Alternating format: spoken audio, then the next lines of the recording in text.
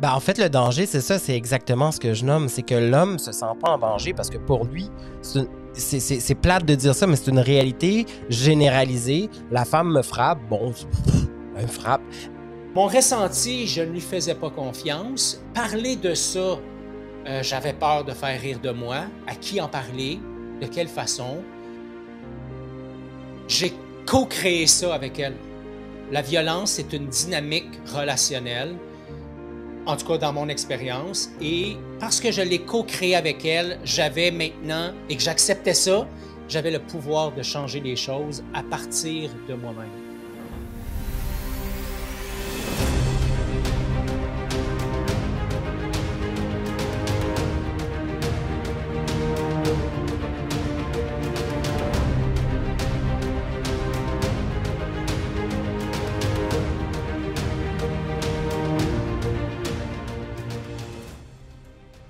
Hey, bonjour tout le monde et bienvenue à notre rencontre. Salut, Danny.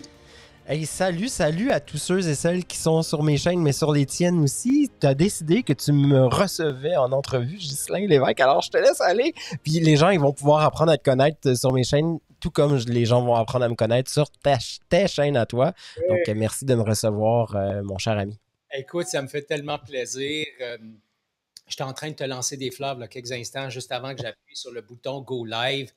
Je te disais, une des choses que j'aime de toi, c'est toute la fluidité, le côté relax, ta capacité à nommer les choses, à entertainer, à te laisser guider, à prendre le lead. Tu sais, je te vois comme une bébite hybride, versatile, adaptative.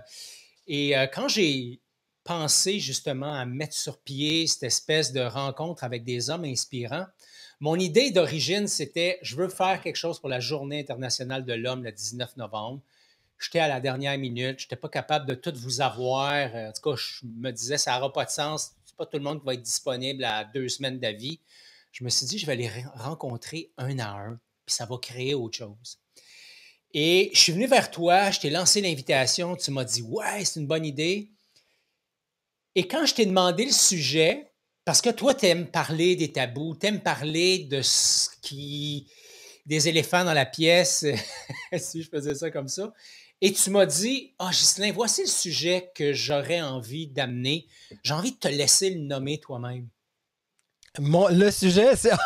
Ben oui, c'est mon tabou, pourquoi pas? J'adore. Écoute, il y a depuis... Moi, depuis janvier, Ghislain, hein, depuis ouais, janvier dernier, fait que ça va faire un an déjà, presque un an, que je me forme, que je me développe, etc. Et au printemps dernier, j'ai développé le gars des tabous après plusieurs mois de recherche, etc. Et quand ça s'est arrivé dans ma vie, ça faisait juste du sens, parce que ma vie est un tabou en soi, tu sais. Et au fil des mois, après avoir découvert le gars des tabous, ben, j'ai eu des gens qui sont venus vers moi, qui sont venus me poser des questions, qui sont venus me dire, mais quel genre de tabou est-ce que tu pourrais parler exactement? Puis il y en a un qui est venu vraiment m'interpeller et qui est extrêmement tabou. C'est la violence chez l'homme. On parle beaucoup de la violence chez la femme, mais qu'en est-il de la violence chez l'homme? Et il faut aussi nommer ça. Pas que je sous-estime la violence chez les femmes, bien au contraire, il n'y a rien qui excuse la violence de toutes ses formes, de toute façon, mais il y a aussi ça, la violence chez les hommes, et il faut démystifier ça. Il faut en parler parce que la violence n'est pas la même, elle n'est pas vue de la même façon, et malheureusement, chez l'homme, si on fait des recherches de la violence chez les hommes sur Internet, on ne trouve presque rien, et tu me l'as dit déjà un peu plus tôt, et même moi qui subis en ce moment une situation particulière à la maison qui est en lien direct avec la violence faite à la maison envers un homme, et c'est beaucoup de déni au travers de ça, là. Pour nous, la famille, il n'y a pas de ressources pour ça. Et il faut vraiment démystifier ça. Je trouve ça super important. Ouais, ouais, j'aime beaucoup. Ça m'interpelle ce que tu dis. Effectivement, j'ai fait des recherches. Je dis, tiens, je suis pas un grand fan de statistiques, mais je me disais, ah, ça, c'est un sujet qui est plus tabou, c'est important de trouver. Et je dis pas qu'il n'existe rien sur le web. Là, j'ai cherché pendant une dizaine de minutes. Et le but, c'est pas de lancer un défi, trouver des sites et envoyez-nous les liens, mais Absolument pas. c'est de voir quelle est la facilité pour moi d'accéder à de l'information. Et rapidement, ce que je me suis rendu compte, c'est qu'il y a peu d'informations disponibles. et qu'en même temps, il y a une grande distinction entre la violence qui est faite que les femmes subissent, dans le fond, et il y a une grande différence par rapport à ce que les hommes subissent. J'ai envie de commencer avec ça. Euh, Puis, by the way, je pense pas que toutes les deux, on s'inscrit comme des spécialistes de la violence, etc. C'est deux boys qui ont envie d'avoir un échange ensemble. Donc, je veux juste... Absolument. Puis dans le grand respect de la femme aussi, hein, soit dit en passant, super important de le nommer. Absolument. Puis je suis à la même place que toi. C'est pas parce qu'on parle de la violence faite envers les hommes qu'on met de côté la violence que les femmes subissent et que nous, les hommes, nous leur faisons subir. Donc, on pourra discuter de ça à un autre moment, mais pour aujourd'hui, c'est vers nous.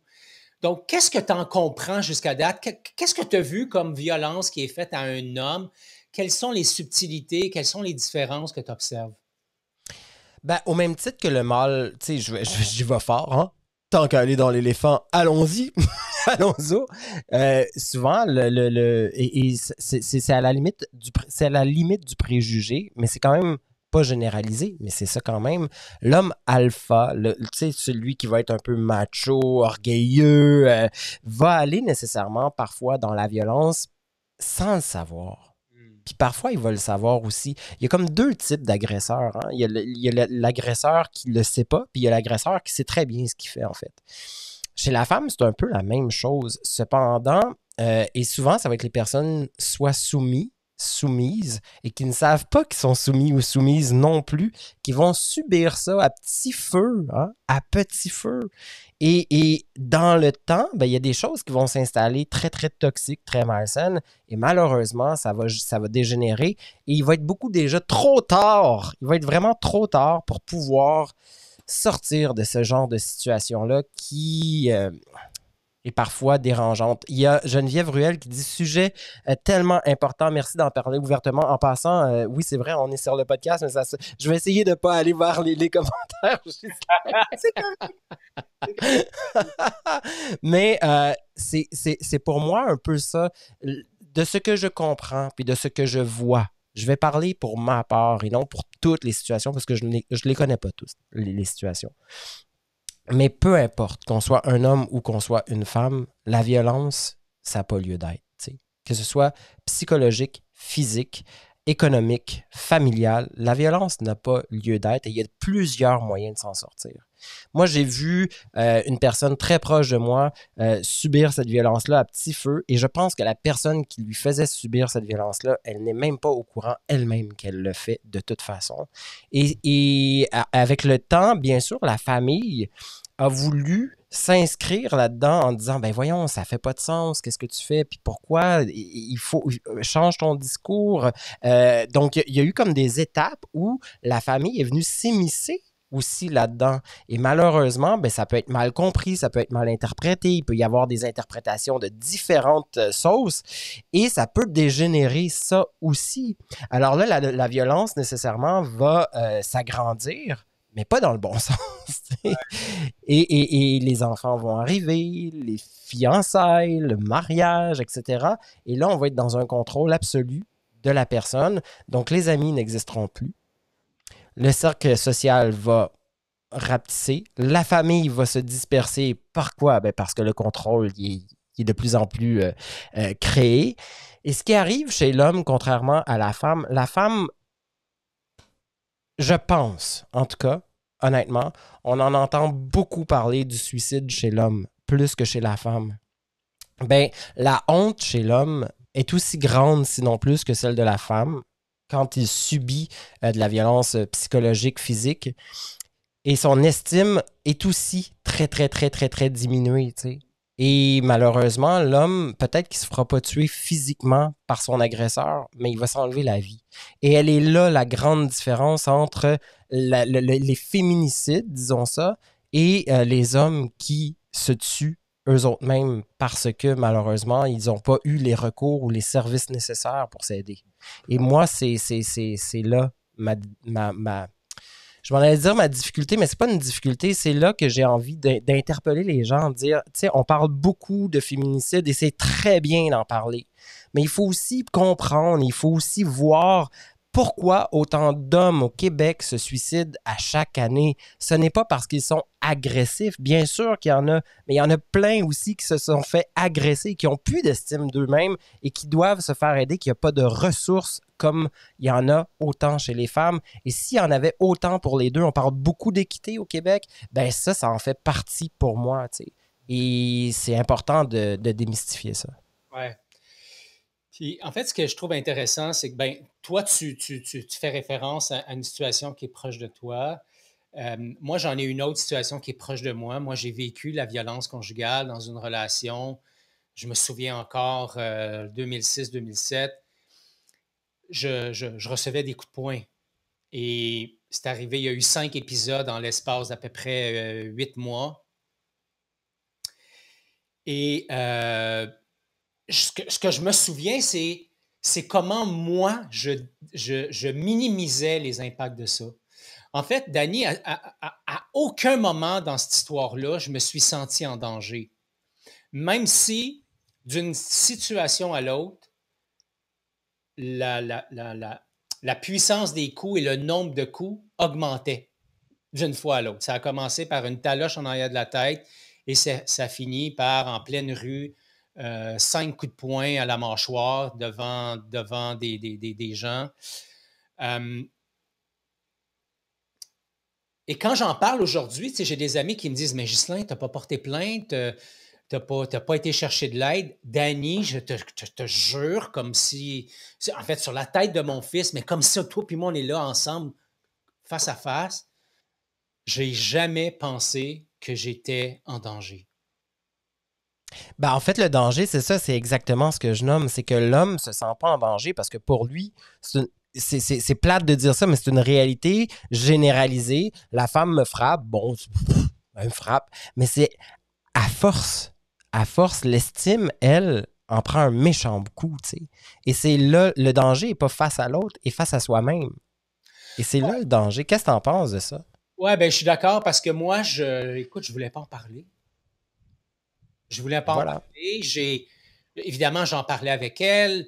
Je me disais, écoute, tu sais, moi, je suis un coach, j'ai des outils de coaching, j'étudie en communication non violente, donc j'ai les éléments pour l'aider. Et dans mon cas, puis là, c'est très personnel, je dis pas que tous les hommes vivent ça, mais dans mon cas, à moi, c'est le sauveur qui a été mis de l'avant.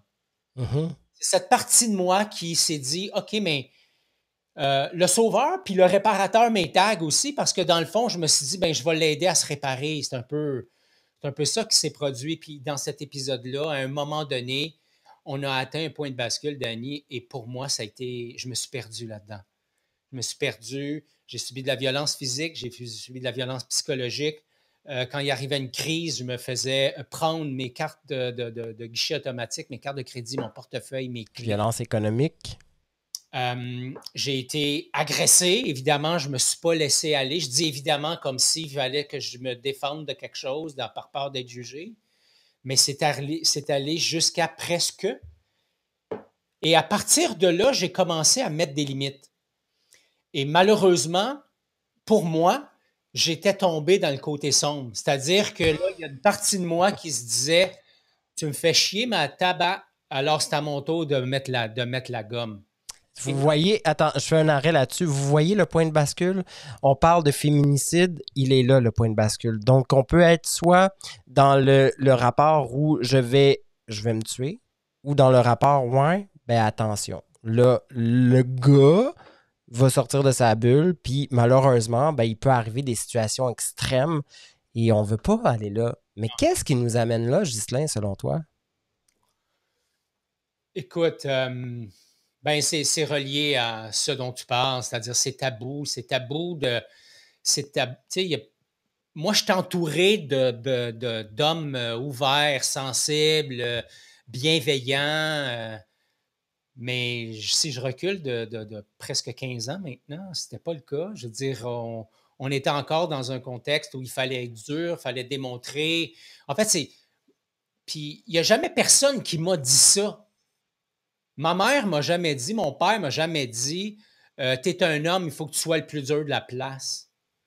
Mais quelque part dans mon processus d'éducation, j'ai compris, un, que j'avais pas le droit d'avoir mal, parce que quand je suis tombé à genoux, puis que ma mère ou mon père ou les deux me disaient non, non, t'as pas mal, t'as pas mal. Moi, j'ai décodé que finalement, ce que je ressentais, c'était pas adéquat. Il fallait que je me laisse guider par les autres.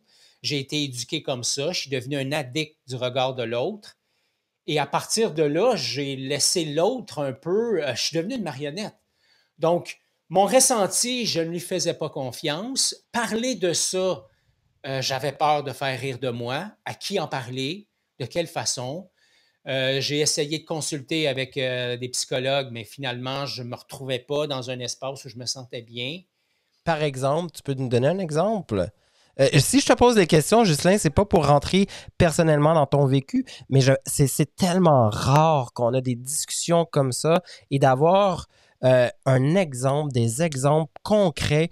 Ça vient justement démystifier pour les hommes, parce que je sais qu'il y a des hommes, puis je sais qu'il y a des femmes qui vont nous écouter et qui nous écoutent déjà en ce moment, qui font comme ah, enfin, il y a quelqu'un qui vient en parler. Tu sais, ça fait, tu sais, c'est quoi qu'on retrouve au travers de ça, tu sais? Toi, là, la psychologue, là, quand tu es allé la voir, parce qu'on dit souvent ça, hein, ben allez consulter. Qu'est-ce que vous attendez pour pas consulter? Et là, on arrive, on va en consultation, et malheureusement, ben, on n'a peut-être pas le bon ou la bonne ressource pour nous aider à ce moment-là. Parce que, est-ce qu'elle comprend vraiment notre réalité? Deux, puis là, je le dis en toute connaissance de cause, hein, parfois, ils ne connaissent pas nécessairement la réalité, l'histoire en arrière de tout ça. Et c'est ça que j'enseigne aussi, de reconnaître son histoire dans la vie, tu sais. C'est quoi l'histoire? D'où est-ce que ça part, tout ça? Et souvent, on est vraiment dans le moment présent, dans cet instant qui vient tout nous chercher nos énergies, puis on oublie parce qu'on ne veut pas se rappeler qu'est-ce qui s'est passé en arrière, tu sais. Moi, toi, Ghislain, là, quand tu es allé voir la psychologue, puis tu dis, psychologue, oui, mais Ouais. qu'est-ce qui... En fait, je suis allé voir un homme, je suis allé voir une femme. J'ai commencé par la femme parce que, bon, j'étais en détresse, je voulais que ça se passe rapidement. Ça, c'était un autre enjeu, l'accès à des services adaptés qui viennent nourrir nos besoins, notre réalité, sensible à notre réalité. Moi, j'ai pas touché, j'ai pas trouvé ça ni chez l'un ni chez l'autre, peu importe le sexe. Mais je me suis tourné vers le premier psychologue qui était disponible. C'était une femme. Clairement, elle ne comprenait pas ma réalité. Puis je ne veux pas dire que parce que c'est une femme qu'elle ne comprenait pas ma réalité, parce que le psychologue masculin ne comprenait pas plus. Et ce que j'ai trouvé chez ma partenaire psychologue féminine, c'était, écoute, un style d'écoute qui s'apparente à une écoute plutôt masculine. C'était pas beaucoup d'espace pour nommer, tomber rapidement dans les solutions, etc. Moi, je n'avais pas besoin de me faire donner des solutions, j'avais besoin d'être écouté jusqu'au bout. Fait que je me suis dit, mais peut-être que c'est son style d'intervention qui fait ça, je vais changer, je vais aller vers autre chose. Et là, je suis tombé sur un psychologue masculin qui, lui, savait m'écouter, savait pas réellement me faire sentir écouter. Et j'avais peu de retour de sa part. Encore une fois, je ne dis pas que c'est un lien avec le sexe, je ne dis pas que c'est un lien avec le titre ou la formation de psychologue. Je pense qu'il y a différents courants puis il y a différentes façons d'œuvrer dans ce secteur d'activité-là. Et moi, rapidement, je me suis senti mal à l'aise d'entrer en relation avec eux, de déposer mes choses. J'aurais eu besoin, avec le recul, j'aurais eu besoin d'être accueilli, Dani. J'aurais eu besoin d'être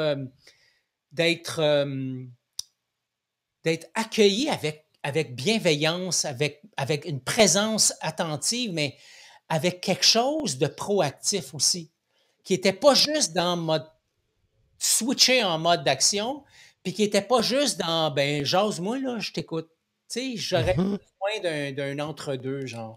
Mais tu sais qu'est-ce que j'ai envie de te dire par rapport à ce que tu viens de dire, Ghislain?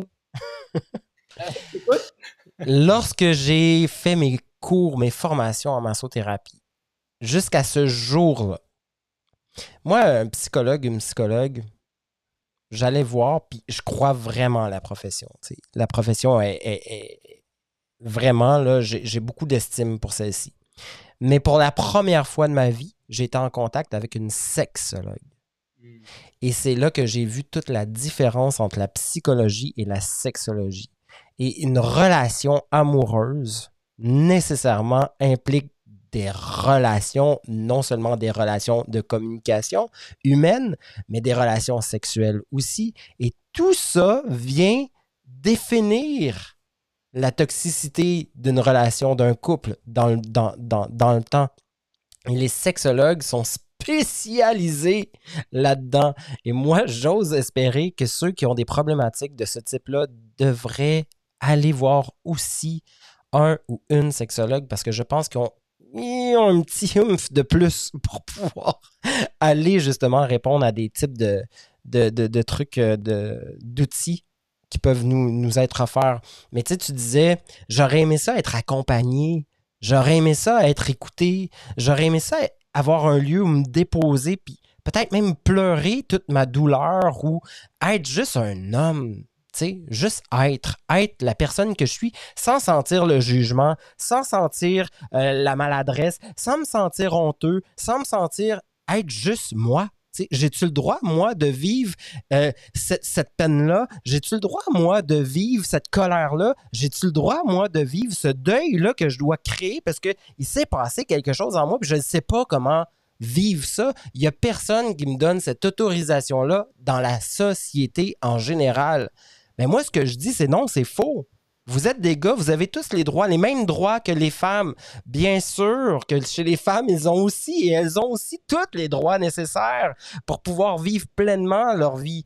Mais il faut avoir aussi, nous, cette attitude de dire, tu sais quoi, j'ai mes limites, j'ai mes responsabilités, mais je suis qui je suis. Et malheureusement, ben pour ça, oui, je vais aller demander de l'aide, mais aide-toi toi aussi. Parce que je pense que ça vient ensemble. C'est pas juste moi, c'est pas juste toi, c'est nous. C'est nous tout ça. Mais bien sûr qu'il y a des monstres. Il va toujours avoir des monstres. Ouais. Mais ce n'est pas que ça en général, tu sais. Non, puis ça, c'est les cas extrêmes, tu sais, je veux dire. Exactement. Encore une fois, on ne veut pas faire comme s'il n'existait pas. Mais ce que moi, j'observe, parce que, bon, après ça, j'ai été formé en coaching, etc. Aujourd'hui, j'accompagne des individus, des couples, des équipes. Ce que je réalise, c'est que la violence, elle est présente à petite dose dans plein d'éléments de la journée. Moi, dans mon expérience, la violence était là dans nos interactions, dans nos regards, dans nos silences, dans les non-dits. Et cette petite forme de violence qu'on dit, ah, ben, c'est pas la fin du monde, mais c'est ce genre de petite violence-là qui, une fois écrit sur l'ardoise, cumulé avec les intérêts, la TPS, la TVQ, puis tout le machin, ça commence à faire une dette importante. Et c'est ça qui, à un moment donné, devient trop lourd à porter et lancé au visage de l'autre. Et ça crée une dynamique qui est périlleuse et qui est remplie de souffrance. Moi, ce que je constate avec le recul, Dany, c'est à quel point il y avait de la souffrance et de la violence. Puis là, je ne parle pas de... Tu sais, pour moi, une claque en arrière de la tête, là, c'est de l'agressivité. Tu sais, mais je peux être violent juste dans ma façon de te regarder. Je peux être violent dans la façon de rouler les yeux. Je peux être violent en disant absolument rien. Je peux être violent en t'écoutant me poser une question, en te regardant, en faisant tourner les talons et partir. Ça en est une forme de violence. Et ça, écoute, j'en ai peu parlé. Évidemment, j'en ai parlé un peu ici et là, des gens qui sont proches de moi, c'est pas tabou. Je ne suis pas quelqu'un qui est très cachotier de son histoire, pas parce que j'aime jouer à écoutez-moi, regardez comment j'ai souffert, mais je suis devenu mon propre chemin de développement personnel. Ça, je trouve ça fabuleux. Tu vois, Ghislain, ce que tu viens de faire comme tournure de phrase, là. Je ne veux pas paraître comme étant la victime. Tu n'es pas la victime de ta vie, bien évidemment, mais tu as vécu une histoire de victime aussi. Et ça fait partie de ton histoire. C'est ça que j'essaie d'expliquer aux gens avec qui je travaille puis avec qui j'accompagne. Son histoire, c'est la nôtre. Tu l'assumes pleinement. Tu es dans ta pleine vulnérabilité ici en nous exposant tout ça, puis en me faisant... J'ai pris le contrôle de l'émission juste là. Mais une chose est certaine, c'est à quel point on peut juste dire, tu sais quoi, c'est pas d'être victime que d'avoir vécu quelque chose. Puis je peux aujourd'hui vous en parler, puis je peux aujourd'hui vous inspirer au travers de ça. Tu sais, la question que j'ai envie qu'on pose ensemble, qu'on se pose ensemble toutes les deux, tu sais, comment on s'en sort de ça? Est-ce que c'est possible de s'en sortir selon toi, Ghislain? Ah oui, ça, c'est possible de s'en sortir. Je pense que pour l'homme, comme peut-être pour la femme, en fait, les femmes que j'ai accompagnées, ça se ressemble aussi. Il y a l'expression qui dit on a besoin de toucher le fond du baril. Ben pour moi, en tout cas, c'est une vérité. J'ai eu besoin d'aller là. Peut-être que autour de toi, la situation auquel tu fais référence, c'est peut-être aussi la réalité. C'est que moi, j'ai été obligé de descendre dans le fond pour prendre conscience que j'avais une valeur. Puis le déclencheur, c'est que le 2 avril 2007, je suis descendu au rez-de-chaussée. Elle s'en est pris verbalement à moi. Euh, j'ai crié ma détresse en faisant semblant de la frapper et en lui faisant un doigt d'honneur. Et elle a eu tellement peur. Et sur le moment, je me disais, écoute, tu m'as tapé sa gueule à maintes reprises, fais-moi pas chier, tu sais. Mais aujourd'hui, avec le recul, je peux sentir qu'avec toute l'intensité que je portais, elle a eu peur, elle a appelé la police et c'est moi qui ai été arrêté.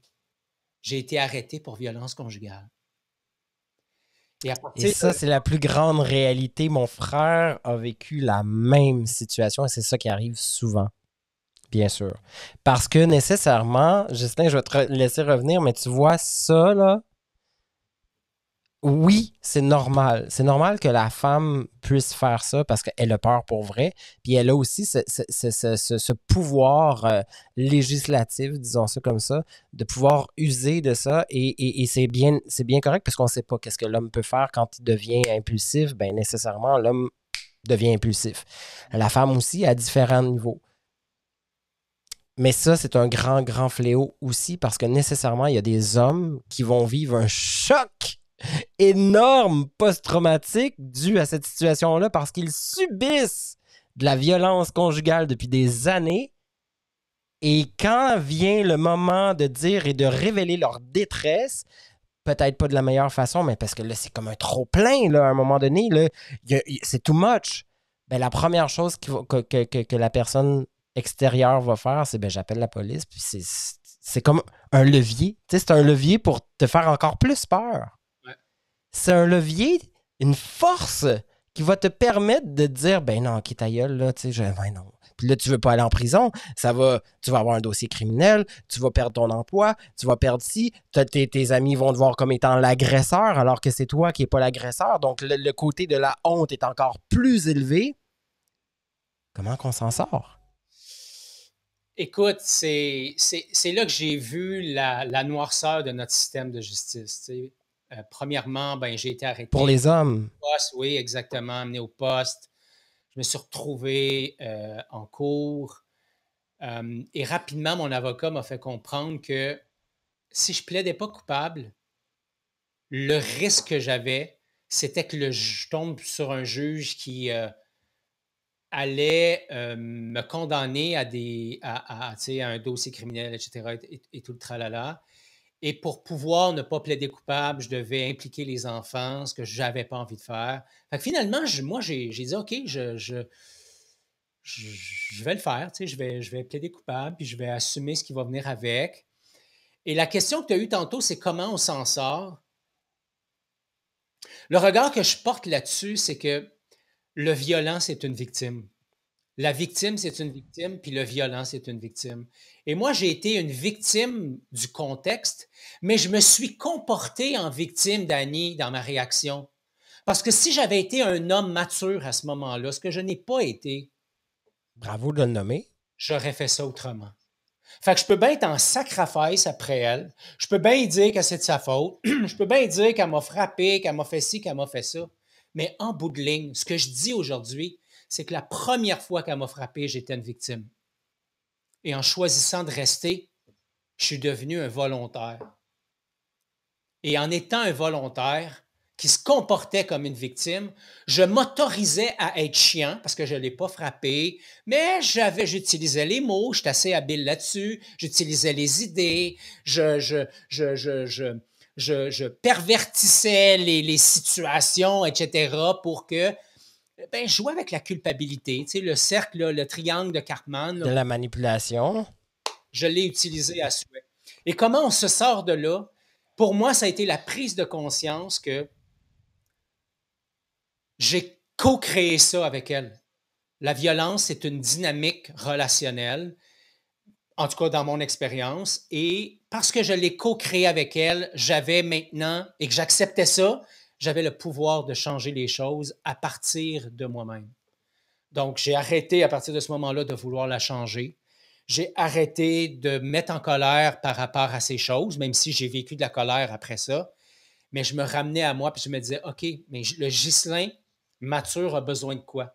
Le petit Gis, celui qui est dépressif, qui a de la peine, a besoin d'être écouté, clairement pas par cette personne-là, par une personne qualifiée pour le faire. Professionnel, exact. Après ça, toi, Gis, tu fais quoi? Et moi, je me suis retrouvé dans un groupe d'hommes à discuter de la violence, tous des hommes qui avaient été condamnés pour de la violence conjugale. Certains avaient posé des gestes assez importants. Mais à aucun moment, moi, je me suis dit, je ne suis pas comme eux autres. J'ai choisi de faire la démarche pleinement, une démarche qui a duré 6 mois, à tous les mercredis soirs, qui durait 3 heures chaque mercredi soir, de 7 heures à 10 heures, qui me coûtait de l'argent. Mais je me disais, écoute, juste, ou bien tu restes en tabarnouche, ou bien tu choisis de te servir de ça comme un tremplin. Et dans mon cas, c'est ce que j'ai choisi. Et j'ai découvert à travers les années que quand j'avais un coup dur, Dani, ce qui était mon plus beau cadeau de la vie, c'était ma résilience et comment je transformais ça en tremplin pour me propulser vers autre chose. Moi, je trouve ça, je sais pas vous autres, là, ceux qui écoutez, les auditeurs, j'ai aucune idée. Moi, personnellement, ça me fait du bien de t'entendre nommer ces choses-là. Ça me fait du bien aussi de savoir que tu prends la responsabilité de tes actions, tu sais. Ça me fait du bien de voir aussi et d'entendre, parce que moi, je te vois en même temps qu'on discute. Ça me fait du bien de voir qu'un homme est capable de nommer le petit enfant, mais aussi de nommer le gars mature. Tu sais, c'est quoi un gars mature? C'est ça, souvent, les gars vont dire, ouais, mais c'est quoi un gars mature? C'est quoi? Faut-tu avoir un peu plus de fifure? Faut-tu savoir communiquer? C'est quoi être mature? C'est quoi être mature? Parce que pour moi, être mature, c'est être capable de, Pour toi, c'est pour, quoi? pour moi, être mature, c'est être capable de nommer les choses. Pour moi, être mature, c'est être capable de ne pas fuir. Pour moi, être mature, c'est de prendre ses responsabilités puis de dire, tu sais quoi, tu as absolument raison. Ma réaction a aucun lieu d'être et la tienne non plus. Mais tu sais quoi, je vais prendre acte de qu'est-ce qu'on vient de se dire. Je vais aller faire un tour, là. Puis je vais me permettre de dire, est-ce que je continue là-dedans ou je continue pas là-dedans? Est-ce que je m'écoute assez? Est-ce que je respecte mes limites assez? Est-ce que je connais ma valeur pour qui je suis vraiment? Puis si oui, comment je vais faire maintenant pour insuffler de l'inspiration dans ma relation de couple, dans ma relation familiale, professionnelle, etc., etc., pour plus que ça, jamais ça arrive dans aucune de mes sphères de vie parce que ça n'a pas lieu d'être, ça. Puis oui, on est un humain, oui, on est un animal, oui, on est des chasseurs naturels, mais à la limite de ça, on est aussi capable de faire des choses magnifiques. Et à un moment donné, il faut prendre ses responsabilités puis comprendre ses droits aussi, tu sais, puis de les appliquer. Pour moi, c'est ça être mature. Ouais, tout à fait. Puis tu vois, moi, il y a tout ça et j'ajouterais un élément additionnel. C'est, pour moi, être mature, c'est aussi être celui qui est capable de m'accueillir moi-même. Donc, tu sais, il y a des moments, Dany, encore aujourd'hui, il y a des moments où je vais être habité par la colère, il y a des moments où je vais être habité par la honte, par la culpabilité. Et dans ces moments-là, je fais deux choses. Un, je me connecte à mon corps, je touche à ce qui est là, je l'écoute, je l'accueille. Et après ça, je fais appel à cette espèce d'adulte à l'intérieur de moi, bienveillant, sage, qui va être capable de m'accueillir avec réconfort. Et pour moi, être mature, ça veut dire que je prends responsabilité de mon état. Ça veut dire que j'arrête de pointer du doigt et ça veut dire que la caméra, au lieu qu'elle soit tournée vers toi, je la tourne vers moi et je m'occupe de ce qui est vivant ici, là, dans mon corps. Et Là, j'entends le monde dire Là, j'entends le monde, ouais, mais c'est égoïste. Non. Ce qui est égoïste, c'est quand justement tu prends pas le temps de faire cet arrêt-là nécessaire pour pouvoir te propulser puis propulser les gens alentour de toi sans être dans l'agression. Moi, être égoïste, c'est de prendre action et de dire, ben non, mais c'est de ta faute. Ça, c'est de ta faute. Ça, c'est ça, c'est ça. Il est là, l'égoïsme, je trouve. Ouais. Plus, en Ouais, tout cas, ouais. c'est Il y a mon cette côté. notion d'égoïste qui est souvent présente dans notre société actuelle, comme si prendre du temps pour soi, s'occuper de soi, c'était quelque chose de mal vu. Et en même temps, c'est, encore une fois, dans mon expérience, en grande partie pourquoi il y a autant de détresse dans les familles, dans les écoles, dans les entreprises, dans les couples, pourquoi il y a autant de violence psychologique, pourquoi il y a autant de choses qui sont acceptées. Même si à l'entrée, on a des valeurs, on voit ça dans les organisations, des valeurs qui disent respect, créativité, collaboration. Moi, je connais personne qui s'est marié en se disant, moi, ce que je veux, là, c'est dominer mon chum ou ma blonde, puis sacrer une volée de temps en temps. À moins que tu sois vraiment juste sociopathe, là, tu sais. Puis c'est correct, là, ben non, c'est pas correct, mais ça existe.